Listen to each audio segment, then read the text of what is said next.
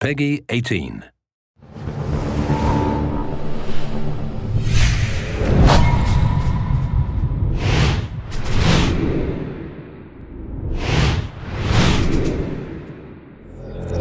When you look at it, Splinter Cell 1 was a benchmark when it came out, and Splinter Cell 3 was probably the best looking game of the last generation of consoles. So it was extremely important for us that when we released our Splinter Cell Conviction, that it came out as strong.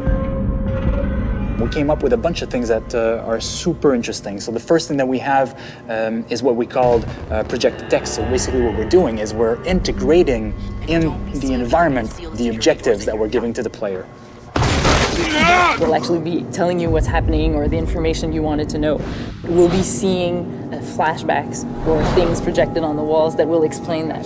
So everything is integrated in the environment and it allows you to tell the story without taking the control from the player. So what Sam is thinking, what's happening somewhere else in the world, it's displayed while you're playing, while you're still immersed into the game. It's Coben, Andre Coben. One of the visions of never taking the controls away from the player is actually to not feel the loadings. But Sam knew Coben was in there. You're going to go from one location to another. We're going to hide the loading as much as possible. From one location, the camera's going to go in. We're going to play a movie while we're loading. You're going to arrive in the other location, and it's all going to be seamless. Never at a time will you be just staying there and waiting for something to happen. And another thing that we're really proud of is what we call our interrogation sequences. Some people in the game you're going to have to interrogate to move the story forward and get some information. And we've created a whole system that allows you to bash people. And also we have a damage system. So the more you beat up the guy to get information, well, the more he's gonna show like he's beaten up. It gets a little violent, but it gets the job done.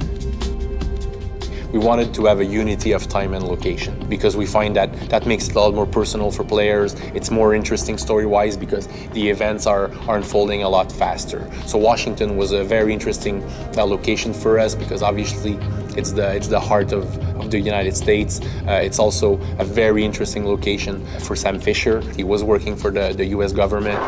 The idea that Sam is facing his former agency home was very interesting from a character perspective.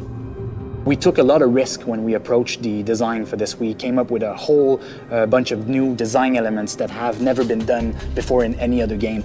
And the day that all those elements came together was fascinating. It finally allows players to feel like the most elite spy agent in the world, be in control of him, and be able to do the things that they expect he should be able to do in those situations.